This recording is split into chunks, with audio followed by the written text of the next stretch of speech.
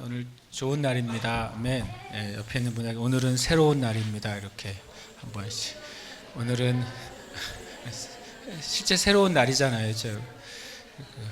전 가끔 그런 생각 하거든요. 우리 정말 내가 오늘이 3월 1일인데 만세 삼창을 해야 되는 날인 것 같은데.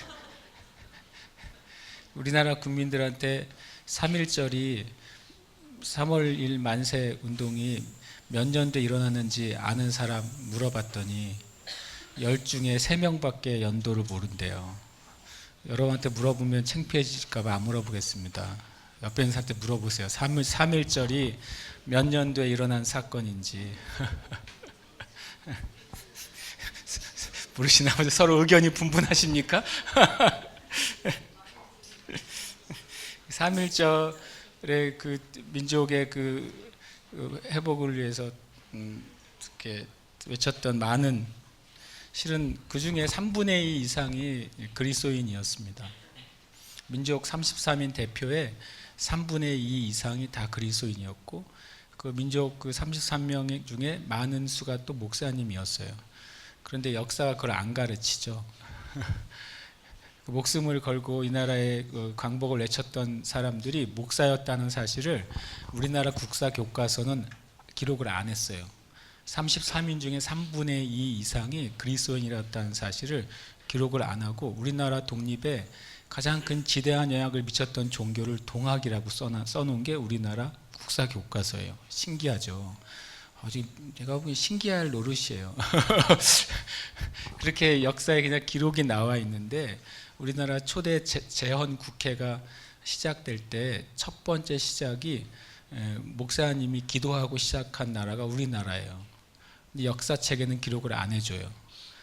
굉장히 이 교회를 싫어해요. 이 나라가 성경책에 손을 얹고 시작한 나라야, 놀랍게도.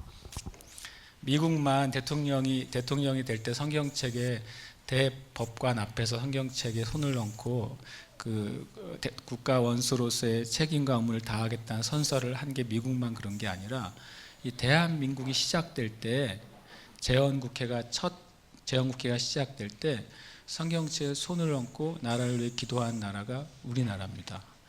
참 마귀가 싫어하죠. 그런 사실을 역사책에 기록하는 걸 되게 싫어해요. 그래서 우리는 이 3.1절 날 참 우리나라 민족을 위해 기도해야 되는 것은 교회의 참 책임인 것 같아요. 아까 마지막 그 찬양을 하는데 제가 막 뛰어내려가서 뭐 하나를 주워가지고 왔는데, 어저께 이제 제 방에 있다가 그 카타콤 소식 있습니다. 그동안 좀 걸어놨는데 한동안 안 걸어놨는데, 카타콤이라고 이제 북한 사역하는 모팅들 선교회 소식지인데, 그 어저께 제가 저녁에 읽다가 참 감동이 되고, 그리고 또 제 자신을 돌아보게 되고, 그리고 참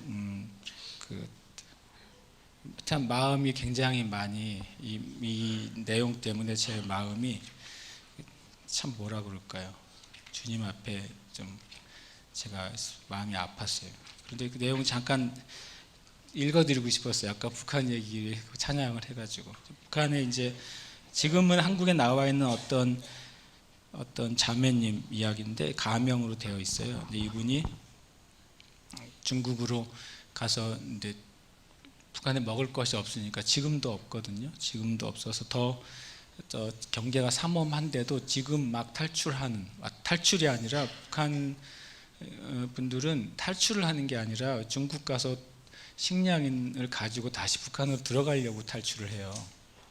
남한에 들어온 많은 그 탈북민들 중에 남한에 오려고 북한을 탈출하는 사람은 소수예요. 은근히 몇 명 안 됩니다. 근데 왜 남한에 오게 됐냐면, 북한에서 중국으로 일을 하거나 자식들이나 가족들의 식량을 구하러 탈출했다가 잡힐 위기가 된 거죠. 중국 공안이나 북한 보위부에 잡힐 위기가 돼서 도망치다가 남한으로 오는 거예요. 그러니까 지금 현실이 그렇죠.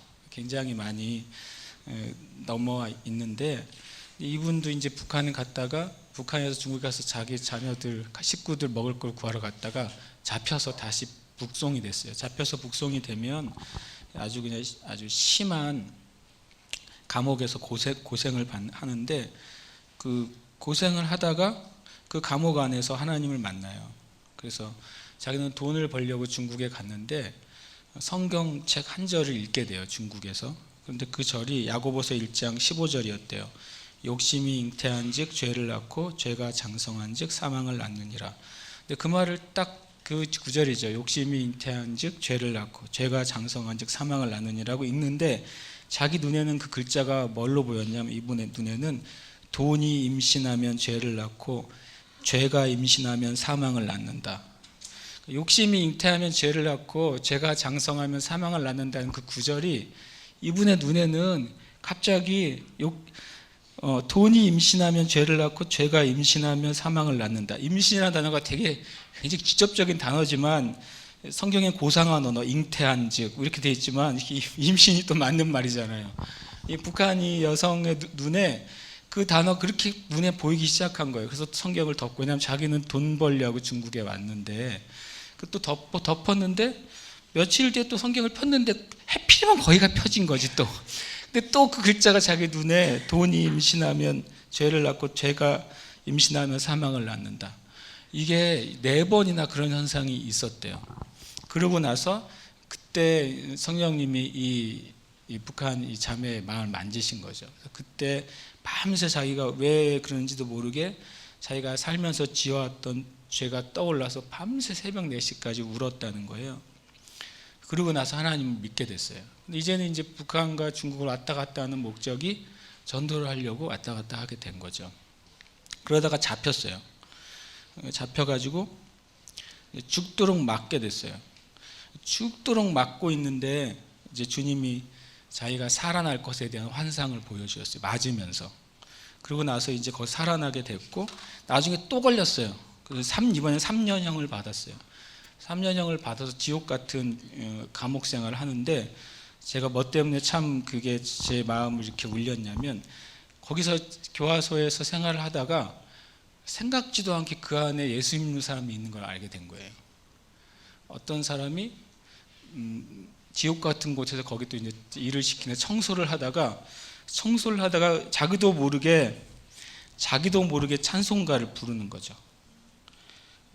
천부여 의지 없어서 손들고 이런 자기도 모르게 부르는 거예요. 만약에 걸리면 교화소 생활은 아무것도 아닌 정치범수용소에 들어갈 텐데 거기는 지옥 같은 곳에 들어가는데 자기도 모르게 그 지옥 같은 감옥에서 청소를 하다가 자기도 모르게 찬송가가 나오니까 이분이 가서 몰래 가서 나는 그 찬송가 안다 그랬더니 한참 놀라면서 그러니까 이제 자기가 잡힌 줄 알고 그랬더니 나도 실은 예수님을 믿게 됐다.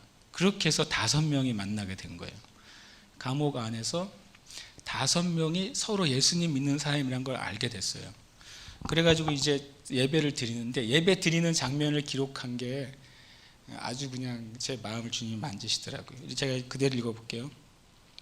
그 중에 한 명은 이제 전도를 어떻게 했냐면 누구한테 나 예수 믿는다고 말했더니 당신 미쳤다고 누가 들으면 큰일 날 소리 한다 그랬더니 종이에다가 주기도문하고 사도신경을 종이에 써서 준 거예요. 그리고 이걸 외워라.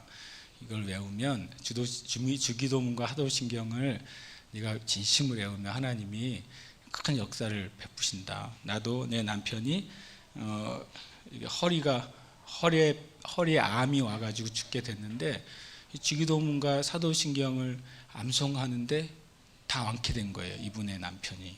그렇게 간증을 했는데 그분이 그거를 며칠 만에 주기도문과 사도신경을 다 외운 다음에 그 종이를 어떻게 할 수가 없으니까 먹어버린 거죠. 성경을 외우고 먹으세요. 그런데 어떻게 예배를 드리냐면 이렇게 적혀있어요. 이건 제가 그대로 읽어드리고 싶어요. 그때부터 5명은 기회가 될 때마다 몰래 모여 기도했다. 그리고 2년 동안 일주일에 한 번씩 모여 앉아 예배를 드렸다. 그들이 예배하는 모습은 언뜻 보기에 죄수 몇 명이 잠깐 주어진 자유시간에 방 구석에 모여 앉아 담소를 나누는 것처럼 보일 뿐이었다. 그들은 서로의 눈을 보며 때로는 손을 잡거나 무릎을 건드리며 사도신경을 암송하고 숨결로 기도와 찬송을 하고 주기도문을 암송함으로써 하나님을 예배했다. 그들은 그 무시무시한 감옥에서 하나님을 예배할 수 있었던 것은 전적으로 하나님의 은혜와 지키심이 있었기에 가능했다. 노래가 없는 찬양이죠. 소리가 없는 기도죠. 그래서 5명이 눈짓으로 예배를 드린다는 거예요. 5명이 잡담하는 것처럼. 다른 사람들이 보면 이제 그 감옥에도 쉬는 시간이 있을 거 아니에요. 쉬는 시간에 햇볕에 둘러 앉아서 남들이 보기엔 잡담하고 있는 것 같은 거, 서로 얘기하고 있는데 그게 찔러가면서 예배하고 사도신경을 외우고 주기도문을 외우고 의미 없는 찬송을 부르고 그렇게 했다는 거죠. 그게 옛날 얘기가 아니라 지금이에요. 2011년 이야기예요, 이것은. 그리고 이분은 지금 여기 남한에 와 계세요. 또 잡히게 돼서 나중에 이제 또 잡히면 이제 죽게 되니까 남한으로 오게 됐어요. 탈북을 하게 돼서 지금은 와서 여기서 북한 형제 자매들을 위한 사역을 하고 있는 거죠. 그래서 이것을 저는 카타콤 소식을 읽을 때마다 주님께 진짜 한없이 감사한 거죠. 왜냐하면 그곳에 정말 이 땅에 지옥이 있다면 여기가 지옥이다 이렇게 말하는 분들이 이제 탈북한 형제 자매들이거든요. 거기가 지옥이다. 만약에 이 세상에 지옥이 있다면 북한이 지옥이다라고 말하는 거죠. 근데 그들이 우리가 생각하는 것보다 훨씬 더 신실하게 믿음을 지키고 있는 거예요. 우리가 생각하는 것보다 훨씬 더 신실하게 말씀을 보고 있는 거예요. 말씀 성경이 없으니까 하루씩 돌아가면서 밤새 베낀다는 거예요. 너는 마태복음 베껴, 너는 마가복음 베껴, 너는 요한복음 베끼고 이렇게 서로 나눠서 성경 하나를 가져서 다 찢어 나눠 가서 다시 베껴요. 다시 돌리고 또 베껴요. 밤새도록. 종이도 없어요. 종이도 없으니까 우리 식으로 하면 달력 뒷면에 베끼는 거예요. 베낀 걸 또 보고 또 보고 또 보고 그거를 품에 안고 다니고 그리고 또 그 성경책을 주려고 몇 권을 성경책 몸에 지니고 들어가다가 잡혀서 총살당하고 그 참 무슨 뭐 우리가 옛날 이야기 듣는 것 같잖아요. 우리나라 뭐 구한말 이야기 듣는 것 같은데 지금 우리 그 북한의 형제 자매들이 그렇게 믿음을 지키고 있는 거죠. 그래서 볼 때마다 첫 번째로는 믿음이 살아 있는 것에 대해 너무 감사하고 또 반대로는 또 부끄러워지는 거죠. 내 자신이 나는 주님 앞에 너무 자유로운데 너무 자유롭고 너무 평안하고 너무 시간이 남아 돌아서 이것을 어떻게 할지 모를 때도 있는데 그런데 그렇다고 이제 죄의식은 아니에요, 여러분. 이런 이야기는 우리를 죄의식을 갖게 하려고 하는 게 아니라 주님이 행하시는 걸 우리는 봐야죠. 그리고 우리는 하나님께서 우리에게 주신 여건과 상황 안에서 하나님의 그 뜻과 진리를 따라 사는 거죠. 이틀 전에 헌법재판소에서 간통죄를 없앴잖아요. 62년 만에 간통죄가 죄가 아니다. 더 이상 가족이란 제도는 공적인 제도, 국가적인 제도가 아니라 사적인 제도로 이제 이 나라가 규정을 해버렸어요. 사적인 관계다. 사적인 계약의 관계인데 사적인 계약의 관계는 형사소송에 해당되는 게 아니라 민사 사건이니까 그것을 나라에서 형법으로 다스릴 수 없다. 이게 헌법재판소 우리나라 최고 법기관의 결론인 거예요, 여러분. 참 놀랍죠. 그래서 이제 개인적인 관계라는 거죠. 이 가정의 관계는 개인적인 관계가 아니잖아요. 개인적이면서도 공적이면서도 실은 전 하나님이 온 인류에게 주신 가장 중요한 공동체인데 이것을 그냥 개인적인 계약의 관계로 그렇게 풀었어요. 그 자세히 내용을 좀 읽어보시면 그렇게 말하고 있어요. 부부의 관계는 이제 계약의 관계예요. 참 이제는 이런 걸 보고 이제 제가 이제 열받지 않고 그냥 주님께 기도하기로 했어요. 그래 열받는다고 이기는 게 아니라 우리 교회가 또 바른 것을 아는 사람들이 바로 서야 이기는 거죠. 그것을 주먹 쥐고 싸운다고 이기는 싸움이 아니라 바른 것을 아는 사람들이 바로 살면 그것이 세워지는 거예요. 그래서 우리의 삶 가운데 그렇게 일들이 더 많이 세워져야 되겠어요. 하여튼 축복합니다. 여러분, 우리가 살아가는 땅이 이렇게 극과 극인 거죠. 또 IS 그 이슬람 원리주의자들이 또 이제 끊임없이 많은 기독교인들을 또 학살하고 있고 또 죽이고 있고 또 불태워 죽이고 있잖아요. 한 마을 사람들을 크리스찬들을 모아놓고 다 불태워 죽였어요. 그걸 동영상으로 SNS에 찍어서 또 보내고 있어요. 그러니까 참 여러분, 우리가 참 평화를 누리잖아요. 굉장히 큰 실은 은혜인 것을 우리가 알아야 돼요. 오늘 말씀 되게 극단적인 두 단어가 나와요. 오늘 말씀에는요. 같이 한번 읽어볼까요? 신명기 11장 26절에서 28절인데요. 함께 읽겠습니다.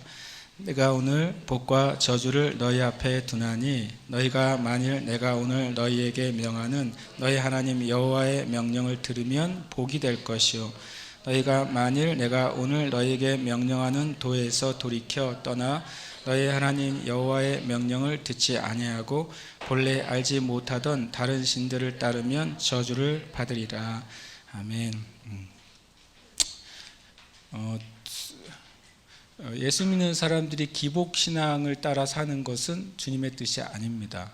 기복신앙이라고 하는 것은 예수님을 믿는 목적이, 교회를 다니는 목적이 아주 쉽게 말하면 잘 먹고 잘 살라고 다니는 거예요. 주님을 믿고 신앙생활을 하는 목적이 나의 삶이 평안하고 잘 먹고 잘 살라고 예수 믿는 것은 성경의 목적이 아니에요. 성경의 첫 번째로 예수님을 믿고 말씀대로 산 목적은 첫 번째로는 영원한 구원을 얻기 위해서예요. 그리고 성경에 쓰여진 두 번째 목적은 하나님을 경외하는 것을 배우기 위해서예요. 영생 얻고 하나님을 경외하는 것, 하나님을 어떻게 섬기는지를 배우는 거예요.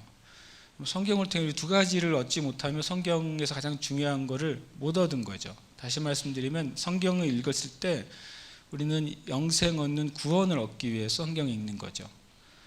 이게 제1의 목적이에요. 그리고 그하고 똑같이 영생 얻은 구원받은 하나님의 백성들이 뭘 배워야 되냐면 성경을 통해서 하나님을 어떻게 섬기느냐를 배우는 거예요. 우리가 기억하셔야 돼요. 하나님을 어떻게 섬기는지를 우리는 배워야 돼요. 성경에서. 구약에서는 하나님을 제사를 통해서 섬겼어요. 하나님 앞에 제사를 드리고 하나님께 드려야 될 것을 드림으로써 하나님을 섬겼단 말이죠. 섬기는 걸 배워야 돼요. 근데 교회가 하나님께 받는 것만 배웠어요. 어떻게 하면 더 많이 받아낼까를 잘 배워가지고 그런 일종의 법, 어떻게 하면 성공하는가, 어떻게 하면 하나님 믿고 잘 되는가를 굉장히 잘 배우죠. 그래서 거꾸로 성경은 우리가 하나님을 어떻게 섬기느냐예요. 그러면 복이란 말이 어디서 나오냐면 구원받은 하나님의 백성, 그 다음에 하나님을 섬기는 백성에게 하나님이 주시는 은혜가 있어요. 근데 그것이 쉬운 말로는 복이에요. 그것이 축복이에요. 그래서 하나님을 믿는 목적이 축복을 위해서 믿는 것은 잘못된 신앙인데, 하나님을 믿는 목적이 구원받고 하나님이 나를 창조하셨으니까, 하나님 나를 구원해 주셨으니까 그분을 어떻게 섬길지를 잘 배워서 섬기는 것이 우리의 목적이에요. 그렇게 할 때 하나님이 약속을 하셨다는 거죠. 그것이 복의 약속이에요. 그래서 우리는 교회에서 성경을 통해서 복을 얘기할 수 있어요. 그리고 얘기해야 돼요. 그리고 제가 오늘 하루 만에 이 주제를 다 말하지는 않을 건데, 한 몇 주 동안 나눌 주제는 저주에 대한 이야기예요. 여러분 마음속에 한번 떠올려 보세요. 여러분의 동기들, 초등학교 동기들을 한번 떠올려 보세요. 전 초등학교 동기들이 기억이 안 나요. 중학교 동창도 기억이 안 나요. 제 기억력은 이상해져 가지고 지나가는 거를 잊어먹어요. 특히 고등학교 이전까지는 정말 기억이 안 나요. 나름 제가 머리가 기억력이 좋거든요. 그런데 이상하게 사람이 기억이 안 나는 거예요. 사람이. 그런데 제가 무슨 말 드리고 싶으냐면, 똑같은 조건 안에 있는 사람들도 이상하게 10년이 지나면 완전히 다른 종류의 삶을 살게 되는 삶이 생긴다는 거예요. 그렇다고 어떤 사람이 특별히 특별하거나 특별히 처지지 않았는데 시간이 지날수록 이상하게 어떤 쪽은 뭔가 우리 식으로 하면 흥하게 돼요. 어떤 사람은 특별히 문제도 없어 보여요. 그 사람이 오히려 더 양심적이기까지 해요. 근데 시간이 지날수록 묘하게 잘 되는 일이 없어요. 그런 예를 여러분 마음속에 생각해 보실 수 있죠. 제가 생각은 잘 안 나지만 그 중에 몇 명 생각하는 몇 명을 보면 실제로 그런 친구들이 있는 것 같아요. 별로 두각을 나타내지도 못하고 공부를 잘하지도 못하고 사람들 앞에 심지어는 절반장도 잘 안 해봤던 친구가 이상하게 그 친구의 삶이 흥하기 시작하는 것을 들어요. 소식을 듣는 거죠. 왜 이렇게 됐대? 그러면 다 뭐라고 하는데 몰라 이렇게 말해요. 물론 그 안에 그 사람이 노력한 게 있겠죠. 그 안에 어떤 그 삶의 기회들이 있겠죠. 반대로 어떤 사람은 처음에 시작할 땐 많은 것을 주어지고 시작한 사람 같은데 묘하게 그 사람이 크게 잘못하거나 크게 큰 죄를 진 것 같지 않은데 묘하게 그 삶이 자꾸자꾸 떨어지는 사람들을 보게 돼요. 그리고 더 이거는 이제 우리의 보는 삶에서 그래요. 근데 또 어떤 집안을 얘기해 볼까요? 집안. 어떤 집안은 그 이유를 잘 모르겠으나 대대로 대대로 뭔가 같은 종류의 문제가 생기는 집안이 있는 걸 우리가 보게 돼요. 그리고 어떤 집안은 이상하게 뭐 그렇게 특별한 것 같지도 않은데 대대로 흥하는 집안을 보게 돼요. 왜 그럴까요? 그냥 운이 좋아서 그런가요? 운이 나빠서 그런가요? 그러니까 왜 운이라는 표현을 쓰냐면 자기의 책임을 지지 않으려고 하는 거예요. 그렇잖아요. 우리가 책임을 지지 않을 수 있는 방법이 있는데 운이에요. 운이 좋으면 되고 운이 나쁘면 안 되면 내가 책임을 안 져도 되잖아요. 운에 책임을 걸면 돼요. 무슨 일을 했다가도 잘 안 되면 참 재수가 없네라고 하면은 내가 책임을 안 져도 돼요. 실제로는 자기가 해놓고 자기가 선택하고 자기가 이것을 잡았잖아요. 그런데 나중에는 운에 맡기는 거죠. 그것은 실은 정당하지가 않아요. 성경에 놀랍게도 여러분들이 동의하든 동의하지 않든 성경에는 진짜 놀랍게도 복이 있고 저주가 있다고 말한다는 거예요. 이제 제가 몇 주 동안 그 얘기를 나누려고 그래요. 예를 들어 저의 얘기를 다른 선생님 얘기하면 안 되니까 저의 얘기를 해볼게요. 저의 얘기. 어떻게 보면 좀 제가 이제 고민을 하면서 해야 되는 얘기이기도 하지만 저희 아버지의 얘기이기도 한 거죠. 제가 뭘 특출난 사람이 아니에요. 저는 뭐 공부를 잘하지도 않았고 다른 사람 앞에서 막 뛰어난 적도 없고 그런데 제가 중학교 때였나 저희 아버님이 교회를 열심히 다니셨지만 물론 그때 믿음이 아주 강건하지 않으셨을 때였는지 한잔 하셔가지고 들어오셨어요. 그때 뭔가 사업을 했다가 크게 실패했을 때예요. 근데 그때 술 한잔하고 들어오셨죠. 집사님이셨어요. 여기 많은 집사님들이 한잔 하실 수 있다는 걸 제가 이해합니다. 그러나 그대로 살면 안 되십니다. 그대로 살면 안 돼요. 그러고서 제가 중학생이었는데 그때 굉장히 제 마음에 딱 꽂히는 한 말씀을 하셨어요. 뭐라 그랬냐면 은영아, 사람이 계획한 것에 절반만 이루어도 잘 되는 거야 그랬어요. 그냥 아버지의 고백인 거죠. 그냥 노력했는데 안 된 거예요. 저는 아버지 참 존경하고 사랑하고 또 하나님 나라에 가면 저 아버지 뵐 건데 그 말이 한동안 저의 인생을 지배했어요. 무슨 말이요? 계획한 것에 절반만 돼도 성공한 거다. 여러분 이것이 저의 그때 제가 그것에서 벗어나기 전까지는 아버지로부터 나에게 흘러온 일종의 저주인 거예요. 그렇죠. 그래서 저는 그동안 그 말을 딱 그 말을 그때는 슬려 지나갔지만 그게 제 안에 박혔죠. 그래서 저는 뭐가 좀 안 돼도 별로 제가 이렇게 심각하지 않아요. 실패해도. 왜요? 절반만 해도 괜찮은 거니까. 겉으로 보기에 굉장히 제가 아주 쿨한 사람이죠. 안 돼도 괜찮아 이렇게 하면 와 쟤는 진짜 되게 마음이 풍성하고 좋은 사람인가 보다. 그런 건가요? 아니죠. 제 마음에 뭐가 심겨졌어요? 진짜 형통이 뭔지에 대한 진리가 가려진 거예요. 제 마음에. 성경에서 분명히 형통이라는 단어가 있거든요. 요셉이 형통했다 그래요. 하나님의 이름으로 형통했어요. 요셉이. 형통이란 말을 영어로 뭐라고 되어 있는지 아세요? 영어 성경에 successful이라고 되어 있어요. 성공이라고 되어 있어요. 성공 그러면 굉장히 비신앙적인 단어 같잖아요. 근데 가장 신앙적인 요셉에게 그 성공이란 단어가 계속 따라 붙었다고요. 그러니까 제가 형통에 대한 잘못된 진리를 가지니까 저는 그 기준 안에서 살아가는 거죠. 그리고 또 하나의 저주도 있어요. 뭐 우리 집 엉망이차인 거 아니에요. 여러분 얘기를 한번 해보면 더 많을걸요. 저희 아버님이 암으로 돌아가셨습니다. 그리고 저희 아버님의 어머님도 암으로 돌아가셨어요. 암이 계속 흘러내려오고 있는 거죠. 폭포수처럼. 그 원인은 몰라요. 그래서 성경은 실은 질병이 흘러내려가는 건 분명히 저주라고 말해요. 성경은.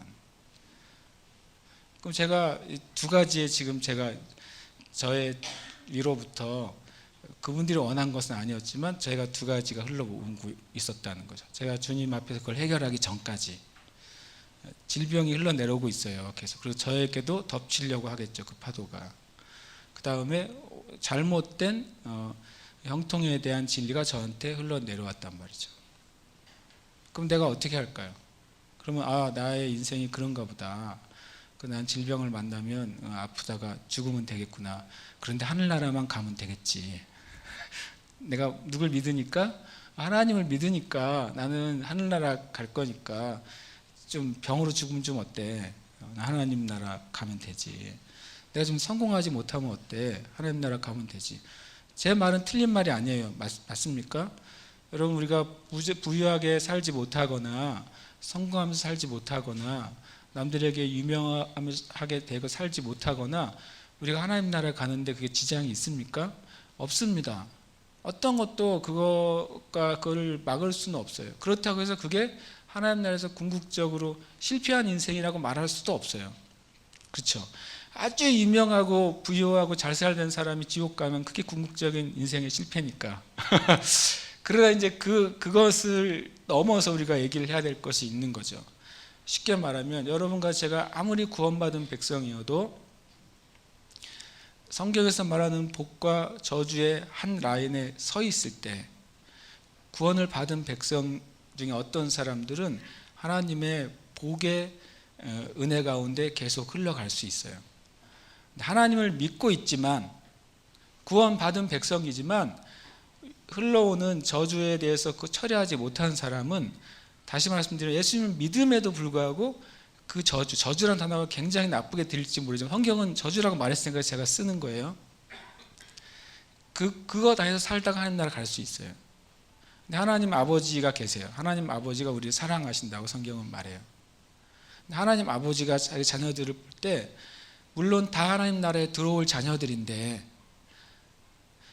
저주 안에서 살다가 주님께서 오는 자녀들도 있을 거고 하나님의 복 안에서 살다가 주님께서 오는 자녀들도 있을 텐데 하나님 아버지의 마음은 어떻겠느냐는 거죠. 하나님 아버지의 마음은 하나님을 믿은 하나님의 자녀들이 어떻게 살다가 하나님 나라에 들어오기를 원하시겠어요? 계속 그 저주의 굴레 안에 살다가 오기를 원하시겠어요? 절대로 그렇지 않을 거 아니에요. 여기 여러분은 자식을 안 낳았지만 부모님들이 여러분이 그래 너희들은 예수만 믿으면 돼. 병신으로 살아도 돼. 그러겠어요? 그럼 여러분 기분 굉장히 나쁘지 않겠어요? 근데 예수 믿는 사람은 그렇게 기분 나빠하지 않는단 말이에요. 하나님 분명히 이 복과 저주의 법칙이죠. 신명기 11장 26절 28절은요 법칙이에요. 원래는 그 옆에 그 전에는 무슨 말까지냐면 내가 하늘과 땅을 다 불러 모아놓고 내가 지금 선포한다 이렇게 돼 있어요. 주님이 하늘과 땅을 다 이 자리에 불러 모아놓고 하늘과 땅이 다 증인이 있는 하에서 입회 하에서 모든 피조물이 증인이 된 입회 하에서 내가 선포한다 하는 게 이 말씀이에요. 하나님이 만들어 놓은 것이 지금까지 있잖아요. 하나님께서 만들어 놓은 우주가 지금까지 있잖아요. 그들이 지금도 증인이에요. 그들이 말을 하진 않겠지만 무슨 증인이에요? 신명기 11장 26절과 27절, 28절에 증인이라고요. 모든 만물이. 근데 무슨 선포에 대한 증인이냐면 내가 복과 저주를 너희 앞에 두었다라고 분명히 말했어요. 하나님이 두었고 너희가 만일 오늘 너희에게 명한 너희 하나님 여호와의 명령을 들으면 그것이 계속 복이 될 것이다 라고 말하고 너희가 나를 떠나서 다른 신들을 섬기는 삶을 살면 그것이 너에게 계속 저주가 될 것이다 이렇게 말했어요. 누구한테 말한 거예요? 하나님의 백성에게 말했어요. 잘 기억하셔야 돼요. 이스라엘 백성에게 말한 거예요. 유대인들에게 말한 거죠. 유대 민족들에게 말한 거예요. 야훼 하나님을 알고 있고 믿고 있는 이들에게 말씀하신 거예요. 그리고 온 하늘과 땅을 다 불러 모아놓고 그들을 증인 삼으시고 선포하신 거죠. 지금도 이 법이 유효할까요? 유효하지 않을까요? 유효합니다. 유효해요. 그래서 제가 그걸 어떻게 처리했을까요? 제가 하나님을 만났단 말이죠. 하나님 만나고 나서 제가 처음에 끊은 것은 암이었어요. 제가 암을 끊었어요. 어떻게 끊었냐고요? 어떻게 하냐고요? 끊었으니까 또 얘기를 하겠지만 제가 끊었죠. 나는 우리 선대로부터 흘러오는 이 암으로 죽어서 마땅히 하나님이 주신 수명을 다 살지 못하고 사는 것에 대해서 제가 예수님의 이름으로 내가 끊는다고, 나는 이 저주로부터 끊는다고. 그뿐만 아니라 나로부터 시작해서 나의 후손에는 이렇게 그런 저주 안에 있지 못할 거라고 제가 끊었어요. 그래서 저는 그렇게 죽지 않을 겁니다. 저희 아버님이나 할머님에 대해서 제가 어떤 평가를 하는 게 아니라 사람과 상관없이 그 저주는 흘러갈 수 있어요.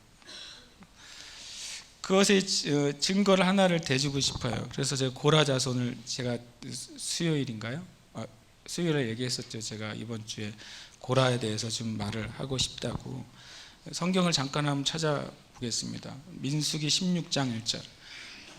성경을 좀 여기저기 찾아야 되니까 성경을 딱 펼쳐 놓으시고, 아니면 스마트폰 어플이 있으신 분은 무음으로 해놓으신 상태에서 스마트폰을 켜놓으시고, 스마트폰에도 빨리 찾을 수 있겠구나. 민수기 16장 1절. 왜냐하면 우리 잘 들어야 돼요. 복잡해요. 이야기가 아주. 가족사가 나오기 때문에 잘 들어야 돼요. 민수기 16장 1절 찾아볼까요? 시작. 레위의 증손 고핫의 손자 이사의 아들 고라와 르우벤 자손 엘리압의 아들 다단과 아비람과 벨렛의 아들 온이 당을 짓고. 2절 끝에 보면 2절 읽어볼까요? 시작. 이스라엘 자손 총회에서 택함을 받은 자 곧 회중 가운데서 이름 있는 지휘관 250명과 함께 일어나서 모세를 거스르니라. 아멘. 고라가 대장이 됐어요. 그래서 이 고라는 레위 지파예요. 그러니까 고라는 제사장 지파라고요. 그 제사장이라고요. 제가 족보를 따져봤더니 뭐 기억하지 않으셔도 되는데 그냥 들으세요. 레위가 있잖아요. 레위가 아들이 셋이 기록되어 있어요. 성경에. 게르손, 고핫, 무라리라는 세 명의 아들이 기록되어 있어요. 그 중에 둘째 아들이 고핫인데, 레위의 둘째 아들. 그 고핫이 또 넷을 낳았어요. 아므람, 이스할, 헤브론, 우시엘. 이름 까먹어도 괜찮아요. 일단 넷을 낳았어요. 그 레위의 둘째 아들이 또 넷을 낳았는데, 그 중에 첫째 아므람의 자손이 유명한 아론과 모세예요. 아시겠죠? 그러니까 아론과 모세는 누구 지파예요? 레위 지파예요. 제사장 지파란 말이죠. 근데 그 레위의 아들 셋 중에 둘째 아들 고핫이 넷을 낳았고 그 중에 또 둘째가 이스할인데 그 이스할의 아들이 고라란 말이에요. 그러면 고라하고 누구하고 촌수가 같아요? 아론하고 모세하고 촌수가 같아요. 족보를 보면. 그럼 쉽게 말하면 모세가 사촌 형인지 동생인지 몰라도 사촌 형이지. 왜냐하면 큰아들이니까. 큰아들의 장남과 차남이 아론과 모세죠. 사촌 형은 지금 민족의 지도자가 돼 있는 거죠. 모세와 아론이. 근데 나도 같은 급이야. 같은 급인데 괜히 시기가 나고 질투가 나는 거죠. 굳이 보면 같은 대예요. 지금 고라가 나이가 어린 사람이 아니라 모세와 같은 연급이라고요. 그래서 이 고라도 레위 지파예요. 고라가 르우벤 집 자기 혼자서는 지금 힘이 약하니까 르우벤 자손의 다단과 아비람 그리고 벨레사슬 온을 꼬셔가지고 모세를 대적합니다. 대적해가지고 그 중에 그냥 혼자 대적한 게 아니라 250명의 지휘관이라고 말했어요. 만약에 250명이 백부장이면 2만 5천 명이에요. 그 속한 아니죠. 25만 명인가요? 그렇죠. 천부장이라면 250명이 더 심각해지죠.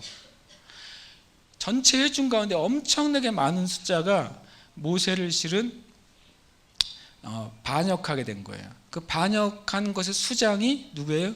고라예요. 나쁜 사람이죠. 이 모세라는 사람이 어떤 사람이에요? 이스라엘 백성을 430년간 노예 상태에 있던 이스라엘 백성을 하나님의 큰 권능과 이적과 기적으로 그리고 홍해를 갈라서 그렇게 해서 탈출시킨 정말 민족의 은인이에요. 그냥. 그런데도 이 고라가 마음의 시기심이 질투에 너무 컸어요. 뭐라고 표현하냐면 고라가 이렇게 보여요. 네가 뭔데 우리들 중에 네가 우두머리가 되었느냐 이렇게 표현해요. 그게 3절에 나오거든요. 너희가 어찌하여 여호와의 총회 위에 스스로 높이느냐. 실은 모세와 아론이 스스로 높이지 않았단 말이에요. 그죠? 하나님이 세우셨단 말이에요. 그런데 이 고라가 그게 자기가 동의가 안 되는 거죠. 그래서 반역을 했어요. 그 결과는 어땠냐면 이거는 안 찾아볼게요. 결과는 첫 번째 그 250명 고라와 다단과 아비람의 가족은 정말 역사상 이런 일은 처음이에요. 얼마나 땅도 어이가 없으면 땅이 이불을 벌려서 집안을 삼켜버렸어요. 아예 보이지 않게 되어버렸어요. 정말 무시무시한 일이에요, 여러분. 이게 얼마나 큰 충격이겠어요. 성경에 나온 싱크홀 사건이에요. 땅이 착 갈라져서 그것도 정말 딱 표적이 명확한 싱크홀이에요. 딱 고라, 다담, 아비람 그 가족만 싹 삼키고 다시 닫혀버렸어요. 실은 우리가 그 자리에 있었으면 공포가 온 회중을 사로잡았을 거예요. 사람들이 모여 있는데 한쪽 귀퉁이가 땅에 갈라지면서 이 세 가족만 땅속에 파묻혔다고 생각해 보세요. 우리가 그냥 성경을 읽어서 그렇지 무시무시한 장면이에요. 그걸로 끝난 게 아니에요. 그들에게 가담했던 고라와 다단과 아비람에게 가담했던 120명의 지도자들은 어떻게 죽었는지 아세요? 성경에 보면 하나님의 제단에서 불이 나와서 250명을 태워 죽였어요. 이 하나님이 진짜 화가 나신 거예요. 진짜 하나님이 얼마나 무서운 분인지를 보여준 사건이에요. 그래서 그 250명은 다 불살아 죽었단 말이죠. 그랬더니 250명의 밑에 있던 사람들이겠죠. 250명이 지휘관들이니까 그 밑에 있던 백성들이 졸지에 누가 사라진 거예요? 우리 지휘관이, 우리 천부장, 백부장, 우리의 리더가 사라진 거예요. 그러니까 누구한테 가서 따져요? 또 모세 아론에게 가서 따져요. 이게 성경이 이게 난장판이 됐어요. 따지니까 주님이 그것을 가만두지 않고 갑자기 연병이 퍼져요. 연병이 뭔지 아시죠? 장티푸스예요. 이질이에요. 우리식으로 하면 장염이에요. 급성 장염. 장염이 심하게 걸리면 어떻게 되는지 아시죠? 위로 쏟고 아래로 쏟고 앉아있을 힘도 없어요. 이 급성 장염이 갑자기 이스라엘 백성에 퍼지는데 몇 명이 죽었는지 아세요? 그 하루 사이에 4,700명이 죽었어요. 새 가족이 땅에 묻혔습니다. 그리고 하나님의 저에서 불이 나와서 250명이 불살라 죽임 당했어요. 그것 때문에 모세에게 따지러 온 백성들을 주님이 병으로 치시니까 4,700명이 죽었어요. 그래서 모세가 급히 아론에게 향을 담아가지고 하나님과 백성 사이에 서라고 했어요. 하나님의 연병이 그때 멈췄단 말이에요. 아론이 중보자가 된 거죠. 실은 이제 엄청난 이스라엘에게 있어서는 엄청난 사건이에요. 그러니까 고라가 거기에 주도 인물이라니까요. 완전히 저주받은 사건의 우두머리란 말이에요. 그래서 고라에게는 저주가 씌워졌어요. 그런데 시편 한번 보세요. 시편을 읽다가 이게 이제 궁금해져 가지고 찾아보기 시작했어요. 시편 42편을 볼까요?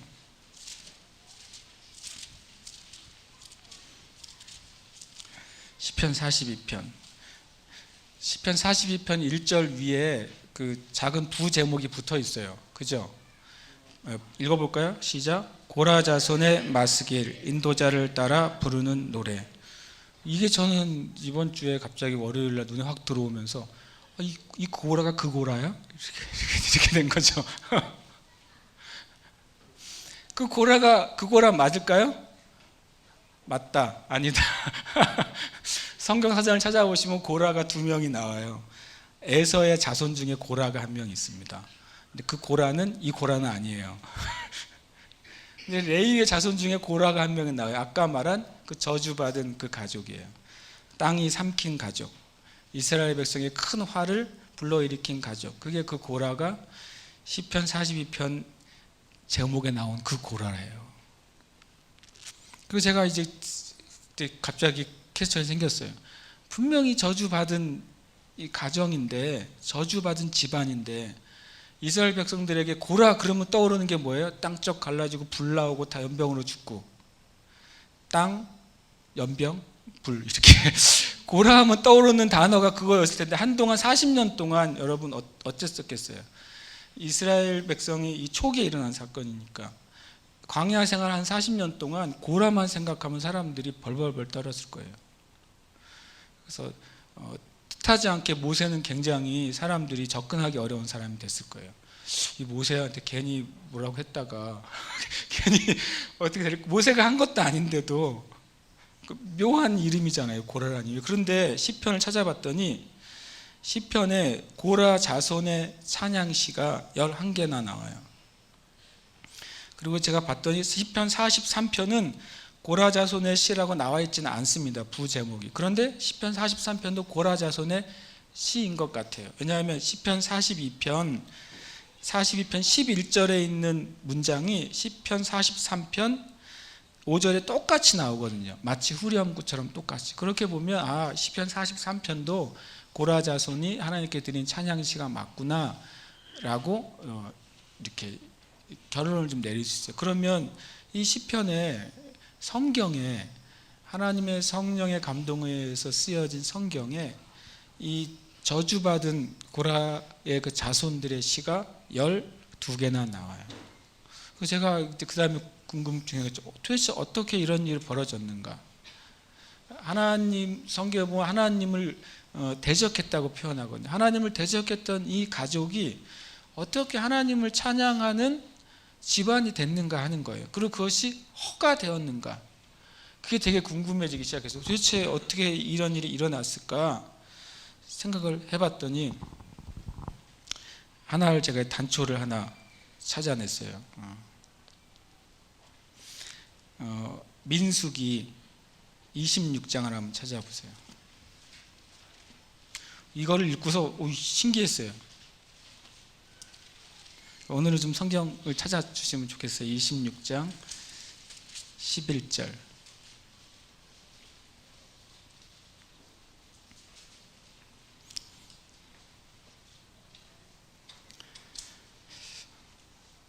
(26장 11절) 같이 읽어볼까요? 시작. 나의 아들들은 죽지. 묘하죠. 고라와 다단과 아비람 온 가족이 다 땅에 벌려서 죽었다고 성경에 기록되어 있어요. 근데 딱 이 한 절이 살짝 들어가 있어요. 여기에 고라의 아들들은 죽지 않았다. 이게 반전이에요. 여기서 반전이 일어났어요. 그래서 제가 주님께 이제 처음 시작은 저주로 시작된 가족이에요. 고라는. 그리고 끝은 우리가 볼 수 있는 고라의 마지막 모습은 하나님을 찬양하는 존귀한 하나님의 찬양대에 속해 있어요. 그럼 어떻게 그 중간에 일이 일어났을까? 뭐가 그렇게 가능했을까? 하나는 첫 번째로는 고라의 아들들이 놀랍게도 죽지 않았다고 성경이 기록하고 있는 거예요. 근데 거꾸로 생각해 봐도 왜 죽지 않았을까 하는 거죠. 왜 죽지 않았을까요? 고라와 다단과 아비람이 죽은 이유는 아주 확실하죠.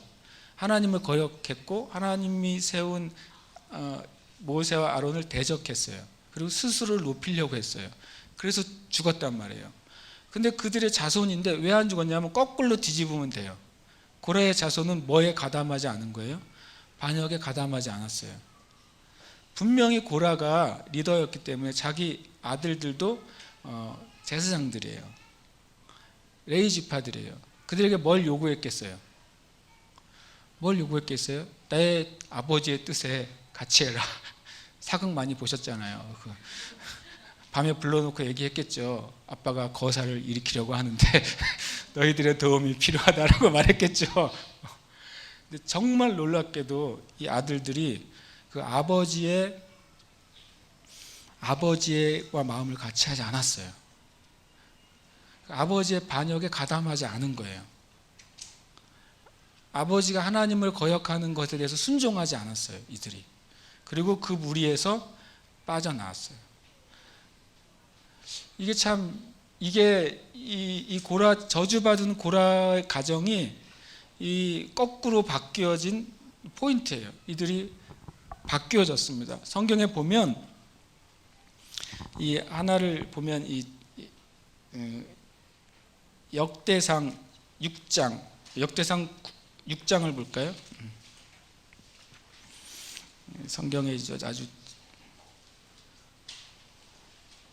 역대상 6장.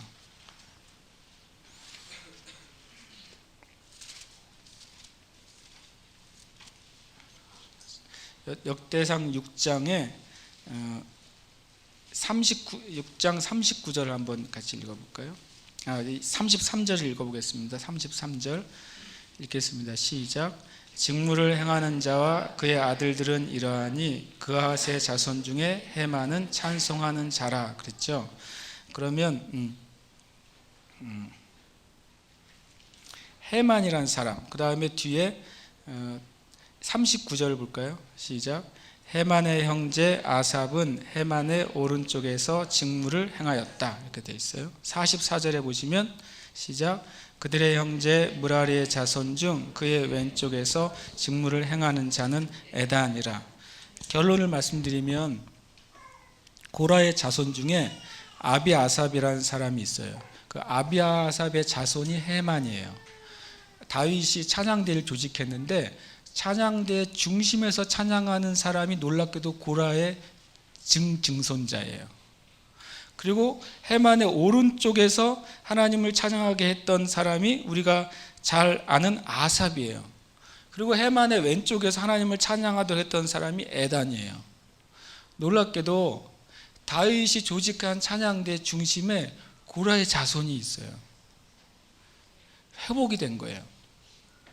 저주에서 완전히 회복된 걸 성경에서 말씀하고 있어요. 그래서 직분이 어떻게 주어졌는지를 첫 번째로는 찬양하는 직분으로 주어졌어요.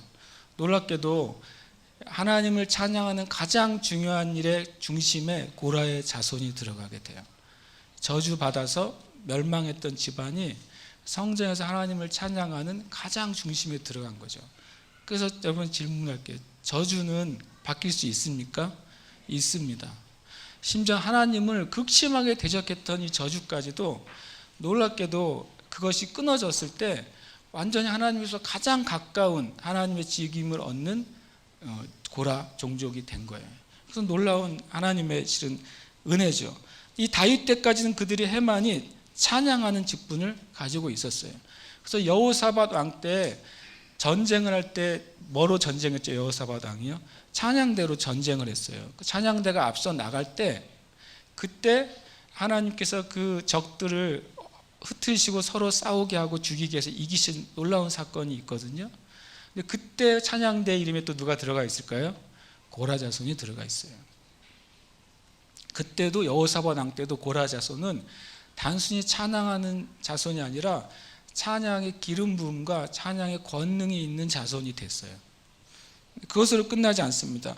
이스라엘이 멸망했어요. 멸망했고 다 흩어졌어요. 세계를. 이것은 역사적 사실이죠. 70년 만에 돌아왔습니다.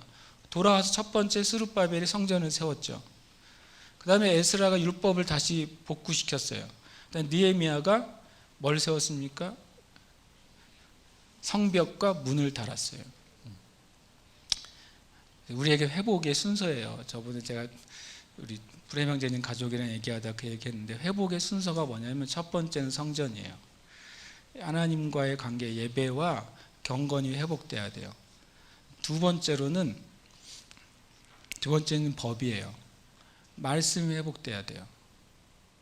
말씀과 하나님의 말씀이 내 삶에 회복이 돼야 돼요. 세 번째는 성벽이 회복돼야 돼요. 성벽은 뭐냐면 우리의 삶의 울타리들이에요. 울타리는 하나님의 말씀의 기준으로 살 때 쳐지는 거예요.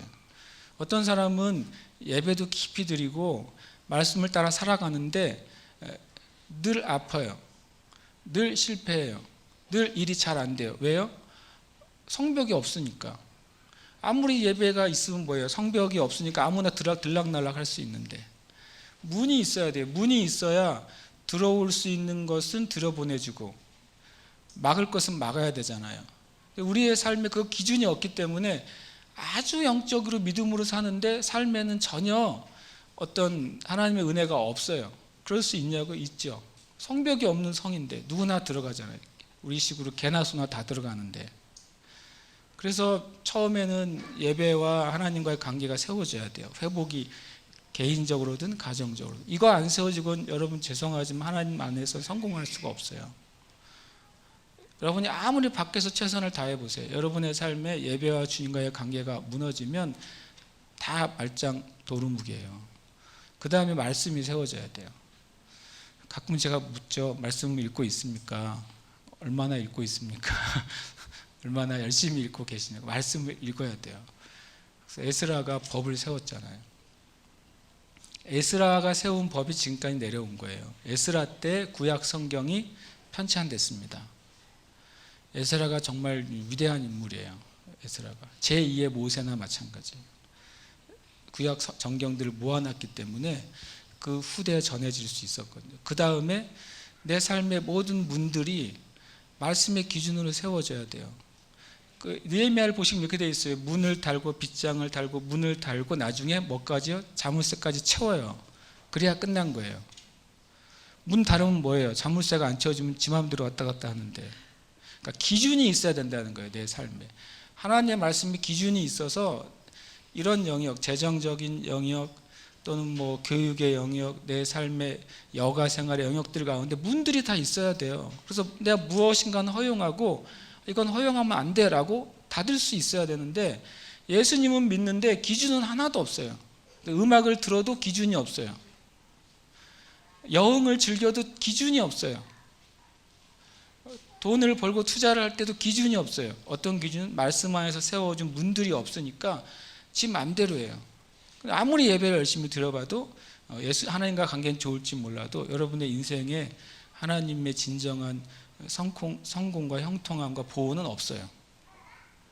그게 사실인 것이죠. 왜냐하면 하나님의 말씀의 법이 그러니까. 그때 역대상 9장 19절에 그때 고라 자손이 무슨 역할을 했는지가 또 하나 나와요. 회복된 이스라엘에서 고라 자손은 무엇을 했는가? 9장 19절 같이 읽어볼까요? 시작. 고라의 증손 에비아삽의 손자 고레의 아들 살룸과 그의 종족 형제 곧 고라의 자손이 수종든 일을 맡아 성막 문들을 지켰으니 그들의 조상들도 여호와의 진영을 맡고 출입문을 지켰으며. 놀랍게도 회복된 이스라엘 안에서 고라가 뭘 맡았냐면 고라 자손이 성전 문지기들이 됐어요. 성전 문지기이면서 찬양대를 겸했습니다. 대성 9장 26절 한번 읽어볼까요? 같이 읽어볼까요? 시작. 이는 문지기의 우두머리 된 레위 사람 넷이 중요한 직분을 맡아 하나님의 성전 모든 방과 곳간을 지켰습니다. 이들의 직분을 보고 무슨 직분이라고 말해요? 중요한 직분이라고 말해요. 역대상에 보면 이런 수식어 단어들이 들어갈 땐 잘 봐야 돼요. 다른 데 직분 앞에 중요한이라는 단어가 잘 안 들어가요. 진짜로. 그런데 고라 자손이 성전을 지키는 임무 앞에 중요한이라는 단어가 들어가요. 엄청 중요한 일, 회복된 이스라엘에서 가장 핵심이 뭐예요? 성전이에요. 지금 회복된 이스라엘에 땅도 없어요. 민족도 아직 회복되지 않고 독립도 안 됐어요. 그래서 이스라엘 백성이 가지고 있는 마지막 자존심은 스룹바벨 성전 하나예요. 그 성전을 목숨을 걸고 지키는 종족이 있었으니 고라 종족이었다고요. 엄청난 회복이죠. 그리고 22절을 거꾸로 제가 왔다 갔다 하는 이유가 이제 22절을 보시면 이게 어떻게 이들이 직분을 맡게 됐는지가 나와요. 22절 읽어볼까요? 시작. 택함을 입어 문지기 된 자가 모두 212명이니 이는 그들의 마을에서 그들의 계보대로 계수된 자요 다윗과 선견자 사무엘이 전에 세워서 이 직분을 맡긴 자라.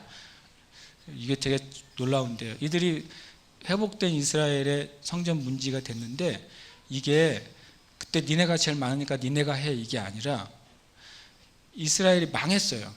망했단 말이에요. 망해서 전 세계로 다 흩어졌어요. 70년 만에 고레스 칙령으로 돌아왔단 말이에요. 돌아왔는데 무엇을 근거로 고라 종족이 다시 성전 문지기가 찬양대를 맡게 됐냐면 누구로부터 시작됐다고요? 네, 다윗과 사무엘이 맡겼어요. 다윗과 사무엘은 놀랍게도 이 고라 종족을 너희들은 주님을 예배하는 찬양대로 너희들은 성전의 문지기 종족이라고 직분을 맡긴 거예요.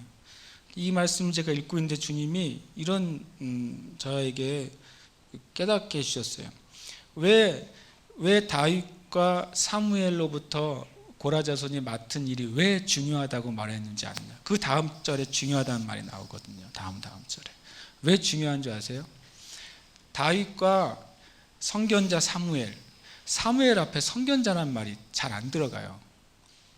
여긴 선견자 사무엘, 시어라고 하는 거죠. 권로의 집사님 로에, 그게 선견자예요. 선견자 사무엘이 맡겼어요. 이것은 두 가지를 말하고 있는 거예요. 첫 번째, 고라 자손의 직분은 왕권의 바탕을 둔 직분이에요. 왕의 권위로부터 나온 직분이에요. 두 번째로는 이 고라 자손이 얻은 직분은 예언적 직분이에요. 선지자 사무엘로부터 세워진 직분이에요. 그래서 성전을 지키는 일, 이것은 왕의 권위를 가지고 있어요. 성전 안에서 주님을 찬양하는 일, 이것은 예언적인 선지자적인 직분인 거죠. 다시 제 얘기를 계속 반복하냐면 이들은 저주받은 집안이었다고요. 이스라엘 백성 전체를 위기로 몰아갔던 집안의 자손이란 말이에요. 근데 그들의 자손 중에 그것에 동의하지 않고 하나님의 진리를 쫓았던 그 소수를 통해서 주님이 이들에게 왕권의 직분, 그 다음에 선지자적 직분을 허락해 주신 거예요. 완전한 회복이 있는 거죠. 그리고 우리가 그들을 통해서 해만과 아삽과 그런 사람들을 통해서 쓰여진 글들을 우리가 시편에서 읽으면서 하나님을 알게 되는 거예요. 여러분, 우리의 삶에 마귀가 심어놓은 저주들이 있죠. 어떤 경우에는 저에게 실패의 저주, 아까 말했던 실패에서 저도 이제 끊었어요. 제가 나는 실패하지 않으리라. 나는 내가 이룬 것의 절반만 이루는 사람이 아니라 나는 하나님이 약속한 것을 이루는 사람이 될 거라고 제가 다시 선포했죠. 거꾸로 생각해요. 저는 내가 계획한 것은 하나도 안 이루어질지라도 나를 향한 하나님의 계획은 반드시 성취될 것이니까 나는 더 하나님에게 더 탁월한 것을 나는 가진 사람 됐다고 제가 고백하게 됐습니다. 할렐루야. 네, 우리 말씀 하나 읽고 우리 좀 기도하고 싶은데요. 골로새서 2장입니다. 오늘은 이제 큰 상황에서 저주와 복이 있다는 것, 여러분 있다는 사실을 아셔야 돼요. 그것은 그리고 또 흘러내려간다는 것도 아셔야 돼요. 그런데 그걸 끊을 수 있다는 사실도 아셔야 돼요. 그러나 끊지 않는다면 그것이 계속 흘러간다는 사실도 아셔야 돼요. 그럼 여러분과 제가 끊어야 돼요. 뭘 끊어야 되느냐가 중요하잖아요. 그게 내용이 많아요. 딱 하나만 끊으면 너무 좋겠지만 많습니다. 우리가 끊어야 될 것들이. 그것을 다음 주에 좀 자세히 나누려고 하고, 우리가 그 끊는 키를 오늘 하나만 가지고서 좀 우리가 오늘을 마쳤으면 좋겠어요. 골로새서 2장 12절에서 15절입니다. 골로새서 2장 12절에서 15절 함께 읽겠습니다.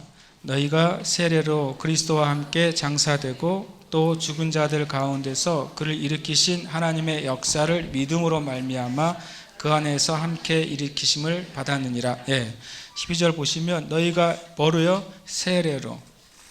여러분, 세례 받는 것은 굉장히 중요한 일입니다.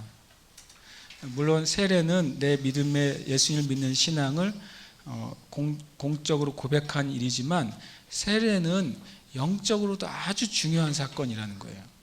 영적으로도. 그래서 여러분, 세례를 받지 않으신 분이 있으면 세례를 받으시기를 축복합니다. 왜냐하면 세례를 뭐라고 말하면 세례를 통해서 그리스도와 함께 장사되고 하나님 역사를 믿음으로 말미암아 어떻게 됐다고요? 그 안에서 함께 일으키심을 받았다. 일으키심은 회복되는 것을 말해요. 우리가 예수님을 믿을 때 우리 영혼이 거듭났고 그다음 예수님과 함께 일으키심을 받은 것은 회복되는 것을 말하는 것입니다. 그래서 여러분, 회복 안에 뭐가 있어요? 저주에 대한 풀어짐이 있어요. 이전에 있던 것들이 삭제되는 것이 있는 거예요. 그 다음에 뭐라고 되냐면 14절 읽겠습니다. 시작. 우리를 거스르고 불리하게 하는 법조문으로 쓴 증서를 지우시고 제하여 버리사 십자가에 못 박으시고. 우리에게 있는 저주가 있다면 저주는 성경은 그것을 율법의 증서라고 말하는 거죠. 이렇게 행했을 때 너희가 저주를 받을 것이다.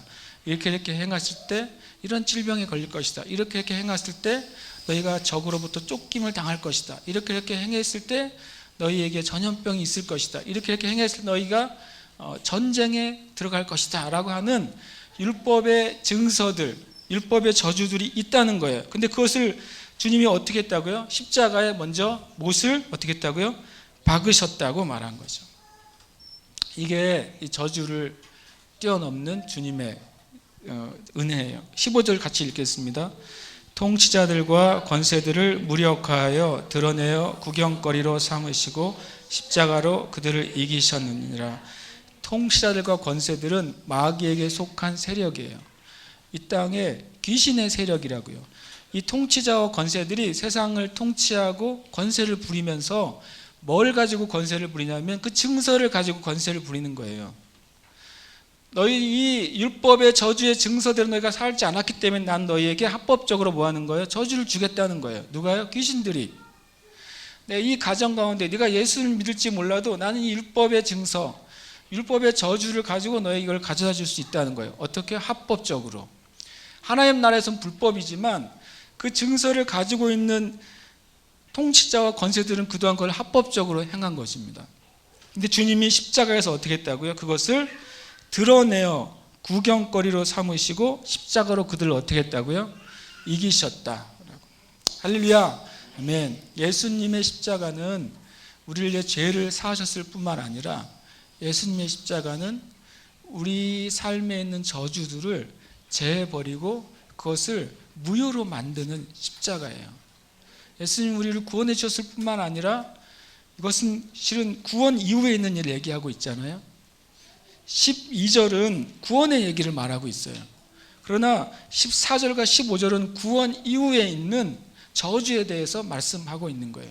그러면 우리가 예수님의 십자가를 다시 한번 바라봐야 돼요. 우리가 그전에 여러분과 제가 용서함 받고 하나님의 구원 얻은 백성이 되기 위해서 바라보셨다면, 오늘 우리가 다시 바라볼 땐 저 십자가 이제 뭘 하셨구나, 내 삶 가운데, 우리 가정 가운데, 또는 모든 것에 대한 불리한 저주들을 제해버리시는 십자가구나, 이것을 우리가 그 눈으로 다시 바라봐야 돼요. 그렇게 될 때 주님께서 여러분과 또 이 땅 가운데 있는 저주들을 완전히 끊어버리시기 시작하실 것입니다. 아멘. 그러니까 기도하십시다. 지금 기도할 때 하나님,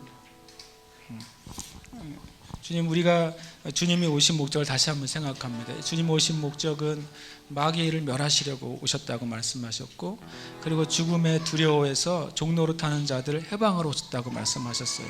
또 오늘 골로새 말씀에서 주님께서 우리를 구원하실 뿐만 아니라 모든 세상의 악한 귀신들의 통치와 건세로부터 완벽하게 우리를 자유롭게 해주시기 오셨다고 우리에게 말씀하셨어요. 우리가 오늘 기도할 때 우리가 좀 손을 들고 기도했으면 좋겠어요. 단순히 이렇게 기도하세요. 저는 예수님의 십자가의 그 은총을 믿습니다. 예수님의 십자가의 구원의 은총을 믿고 예수님의 십자가의 저주를 사하시는 은총을 믿습니다. 예수님의 십자가의 구속의 은총을 제가 주님 앞에 의지하고, 또 예수님의 십자가의 저주를 제하시는 그 놀라운 능력을 제가 의지합니다. 그러니까 주님께 오늘은 고백의 기도를 드리십시오. 내가 더 이상 주님, 죄로부터도 내가 해방되었지만 저주로부터 나는 해방될 것입니다. 그래서 내가 예수님의 십자가를 다시 한번 바라봅니다. 여러분 마음으로 주님의 십자가를 바라보십시오. 십자가를 그리십시오. 그리고 그분의 십자가로부터 오는 죄사함의 은혜와 저주를 끊으시는 자유함의 은혜를 여러분 받으십시오. 함께 기도하겠습니다. 할렐루야.